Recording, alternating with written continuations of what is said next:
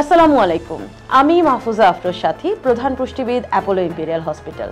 আজকে কথা বলবো রোজায় আমাদের স্বাস্থ্যসম্মত উপায়ে কি ধরনের খাবার আমরা খাবো এবং আমাদের জীবনযাত্রার পদ্ধতি কি হবে সে বিষয়ে। রোজা মুসলিম বিশ্বের জন্য সবচেয়ে বড় ধর্মীয় উৎসবের একটি। এই সময়ে আমাদের খাওয়া দাওয়া অর্থাৎ পানাহার এবং জীবনযাত্রায় অনেক ধরনের পরিবর্তন আসে, কেননা সারা বছর আমরা যে সময় খাবার খাই রমজান মাস জুড়ে আমরা সেই সময়টাতেই উপবাসে থাকি এবং তার ঠিক বিপরীত সময়ে অর্থাৎ সন্ধ্যের পর থেকে আমরা খাওয়া শুরু করি। এমনিতেই আমাদের শরীর যখন সন্ধ্যা হয় তখন থেকে কিছুটা বিপাকীয় অবস্থায় হ্রাস ঘটে, অর্থাৎ মেটাবলিজম স্লো হতে থাকে। এই সময় যখন আমরা ভারী ধরনের খাবার খাওয়া শুরু করি তখন কিন্তু আমাদের শরীরে বিভিন্ন ধরনের পরিবর্তন আসতে পারে। সেই জন্যে রোজায় খাওয়ার ব্যাপারে কি খাবো, কতটুকু খাবো এবং কখন খাবো বিশেষ সচেতনতার প্রয়োজন।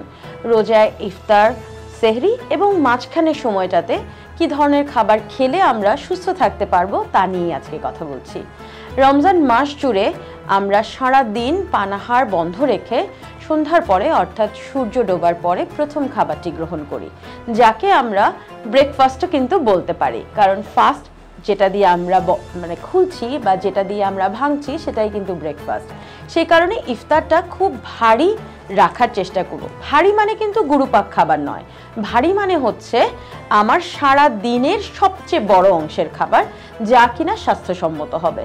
ভারী বলতে অনেকে হয়তো ধরে নেবেন আমরা যে ধরনের খাবার খাই অর্থাৎ ভাজা পোড়া খুব মশলাদার খাবার, ঠিক তা নয়।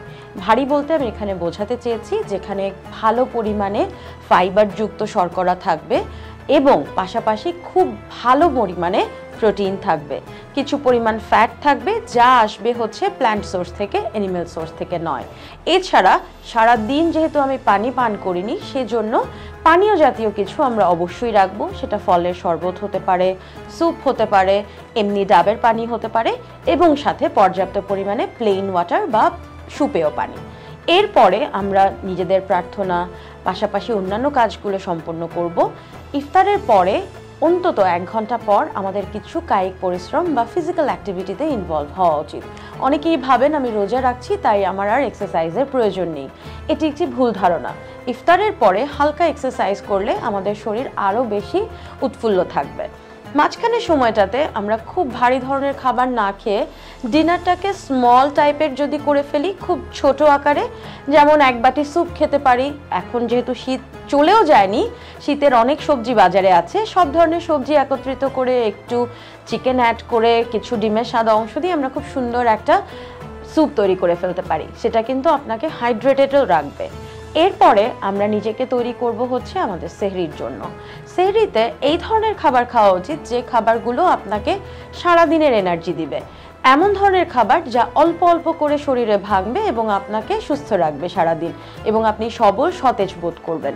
সেহরিতে কিছু ফল, বিশেষ করে খেজুর, আপেল, কলা রাখা উচিত যারা সুস্থ এবং স্বাভাবিক জীবনযাপন করছেন। এখানে রোগের ভিন্নতা আর সাথে সাথে খাবারের ভিন্নতা আসবে, সেটি একটি আলোচনা সাপেক্ষ বিষয়, কিন্তু যারা সুস্থ স্বাভাবিক আছেন তারা এই ধরনের ফলগুলো যদি রাখেন তাহলে কিন্তু সারাদিন আপনার শরীরে পানি ধরে থাকবে এবং আপনারা ডিহাইড্রেটেড ফিল করবেন না।